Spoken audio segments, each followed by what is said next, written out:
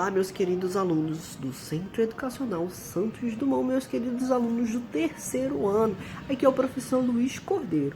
E na aula de hoje a gente finalmente vai revisar um componente que eu gosto muito, que é o componente ciências, tá bom? A gente vai revisar os conteúdos que foram apresentados aí para vocês lá no ano passado, lá no segundo ano, tá bom? Lembrando também que a gente vai revisar, na verdade, os conteúdos que são relacionados aí com o ambiente. A gente vai falar um pouco sobre os ambientes, principalmente os ambientes terrestres, os ambientes aquáticos e como é que o homem modifica esses ambientes, como é que isso acontece. A gente vai entender esse processo na aula de hoje, tudo bem? Não importa se é no mar, se são ali nas montanhas, se é no deserto ou se é num lugar repleto de gelo, um lugar congelante, né?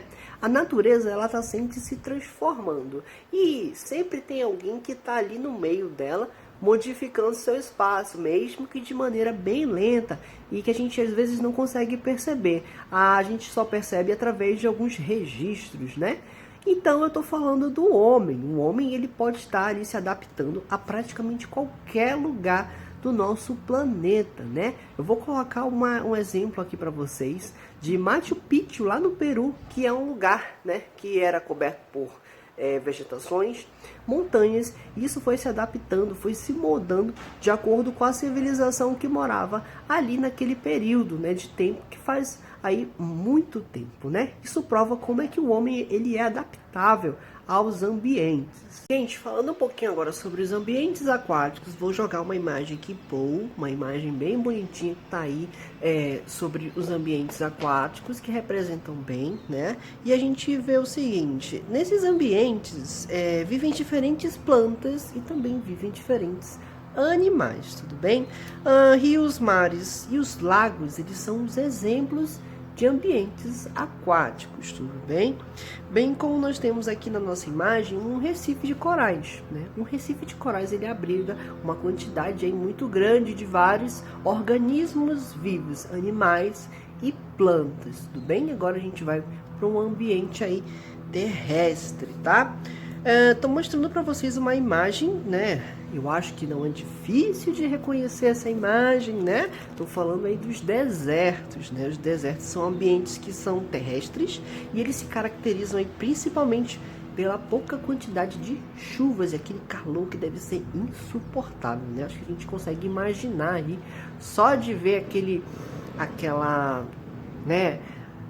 leve ondulação ali do vento, né? Que parece ser uma coisa que, nossa, deve ser muito quente, né? Bom, agora eu estou mostrando para vocês uma imagem que fala sobre as florestas. As florestas são ambientes terrestres também, que se caracterizam principalmente pela grande quantidade de árvores, tudo bem? E por último eu estou jogando aí umas regiões que são as regiões polares, tá bom? Elas também são ambientes terrestres e se caracterizam, em geral, pelas baixas temperaturas, né? E por apresentar aquelas superfícies que são cobertas de gelo, tá bom? Tô colocando uma imagem aqui de volta no deserto com o camelinho, tá bom? Agora eu tô colocando uma outra imagem que tem um macaquinho ali na floresta e por último uma imagem com uma região polar que tem, né, o urso polar, que é da região específica dele, tá bom? Lembrando aí, gente, que esses ambientes terrestres, né, a gente encontra diferentes seres vivos. Eles podem ser encontrados no solo, no interior do solo, ali embaixo do solo, né? E nas rochas também. Nós temos vários exemplos de animais que moram debaixo do solo. E falando ali, voltando para o ambiente aquático, a gente vai falar um pouco sobre os animais também, tá? Os seres vivos que vivem ali nesses ambientes, eles apresentam uma característica que auxilia, né, obviamente, a viver naquele ambiente. Nós poderíamos viver num ambiente aquático? Não, porque a gente não consegue respirar por muito tempo debaixo d'água. Mas existem os animais que são capazes disso. Quem são esses animais, né? Os peixes, por exemplo, eles possuem nadadeiras que auxiliam na sua locomoção e respiram por meio de brânquias. Nós não somos peixes, logo a gente não consegue respirar debaixo d'água, tudo bem?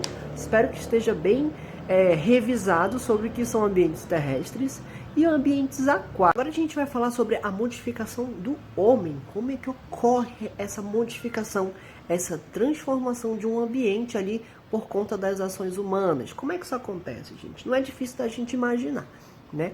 A gente percebe que as cidades, por exemplo, elas não param de crescer. E quando a cidade cresce, o que diminui, né? São os ambientes da natureza, né?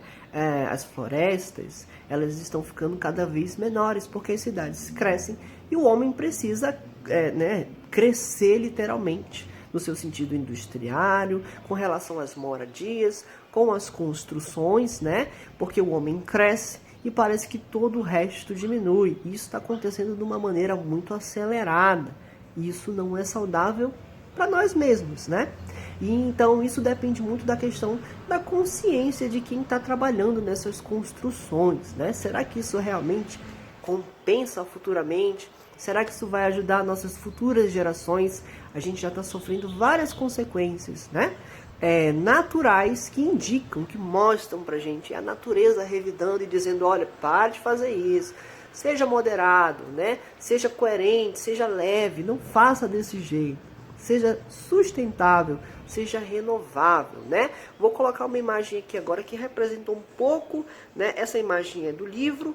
Então a gente vê que, além da construção das cidades, o ser humano ele também modifica esse ambiente para produzir os seus alimentos, para gerar energia elétrica e construir pontes e estradas, tá? Isso são exemplos. Então aqui eu retirei pequenos trechos que dizem o seguinte: para produzir alimentos, o ser humano retira sua vegetação original, prepara o solo e realiza as suas plantações. Isso a gente está falando da agricultura, tá bom? Que geralmente é trabalhada de maneira responsável.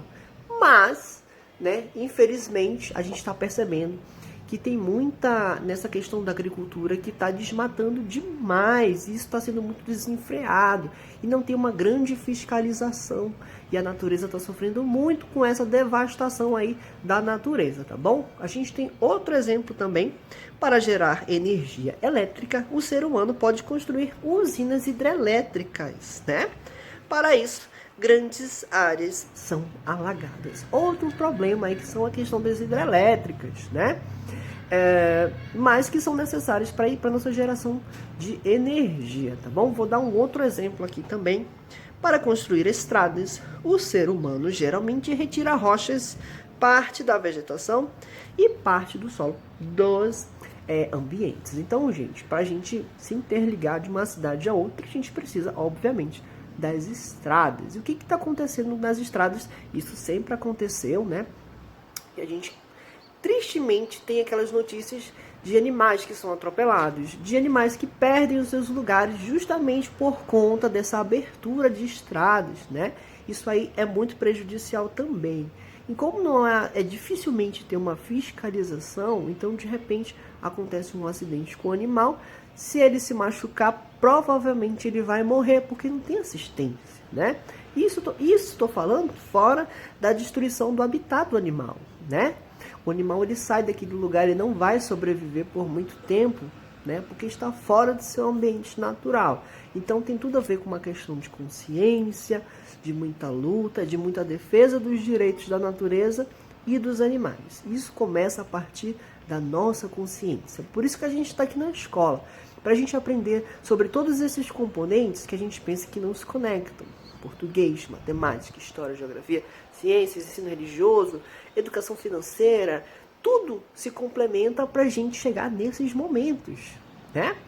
O conhecimento ele é uma grande arma contra preconceitos, contra a destruição da natureza, contra várias coisas que vocês vão aprendendo ao longo da vida, tá bom? E a gente está aqui para preparar vocês. Essa é a função do professor, tá bom? Espero que vocês tenham gostado dessa pequena revisão de ciências. A nossa atividade ela já está disponível, tá lá no Google Classroom, mas também, como eu sempre digo, vou tentar passar ali para o WhatsApp de vocês, tá bom? Eu espero que vocês tenham gostado. Qualquer coisa, entre em contato comigo se tiver dúvida. E não esqueçam que a gente está sempre disposto a atender vocês durante a parte da manhã, tá bom? Muito obrigado e até a nossa